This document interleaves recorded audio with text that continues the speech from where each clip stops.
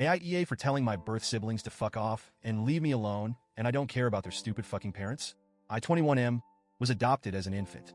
But this wasn't some heartwarming, selfless decision made by a struggling mother who just wanted the best for her baby. No, I was abandoned.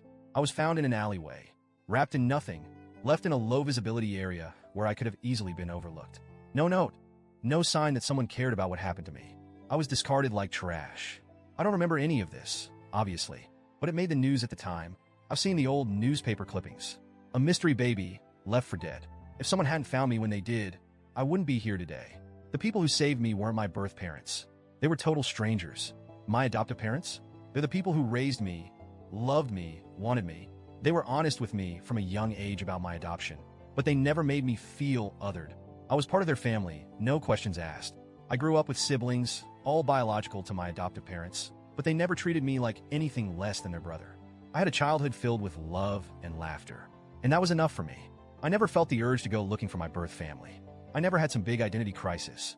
The people who abandoned me had made their decision. And honestly, I didn't care why. That was my stance for most of my life. But then a few months ago, something changed. I got engaged. My fiancé and I started talking about our future, about kids. And for the first time, I had to confront the one real problem with not knowing anything about my birth family, medical history. What if I had some genetic disorder I didn't know about? What if there was something lurking in my DNA that could affect my future children? That was the only reason I decided to do a 23andMe test. I didn't want a reunion. I just wanted information. But like an absolute idiot, I didn't realize I had accidentally left the option open for biological relatives to find me. And that's how I learned I wasn't an only child. I got a message from two people, birth siblings. They were older than me. And apparently, I wasn't just some one-off mistake. My birth parents had 5 other kids before me. At first, I was just in shock. I had always assumed my birth parents were young, desperate, and alone when they abandoned me. But no, they had an entire family. They had raised my siblings. And yet, for whatever reason, I was the one they tossed away. I felt numb, confused, angry. But my birth siblings didn't come at me with hostility. They acted excited. They told me they had been looking for me, that they had always known about me, that their parents had regretted giving me up. That last part, that made me pause. Because let's be real, they didn't give me up. They dumped me in an alley like a piece of garbage. Still, I decided to be civil. I told them straight up that I didn't have an interest in reconnecting with my birth parents, but if they had any medical history to share, I'd appreciate it. They didn't answer my question.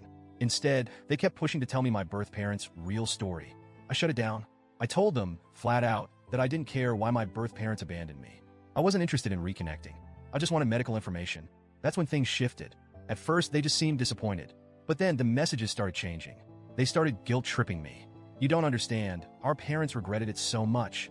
They wanted to come forward, but they were too scared of getting in trouble. They cried for you. You were never forgotten. You owe it to them to at least hear them out. That last one, that's when I started getting pissed. I didn't owe them or their parents anything. If my birth parents had really regretted what they did, they would have come forward regardless of the consequences. They would have fought to get me back.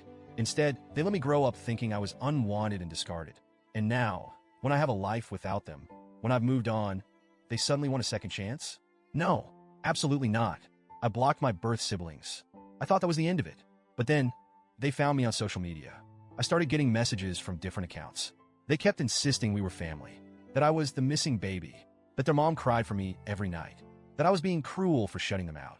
They said I was being unfair, that it wasn't my mom's fault, that she was young and overwhelmed, that she and my father had just panicked.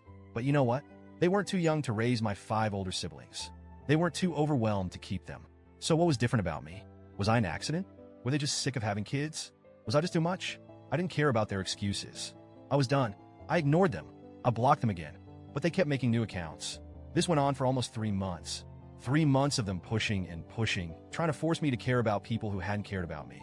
And eventually I snapped. I sent one final message before deleting everything. FCK off. Leave me alone. I don't care about you or your stupid f***ing parents. And that was apparently too far. They lost their minds. They told me I was cruel, that their parents didn't deserve that kind of hate, that I was being heartless. They kept coming at me, but I didn't even read the rest. I deleted my account entirely. And now, I don't know. I don't regret cutting them off. I don't regret refusing to engage. I know I don't owe them anything, but was my final message too harsh? Was it too much? Because a part of me wonders, should I have just ignored them one last time instead of snapping?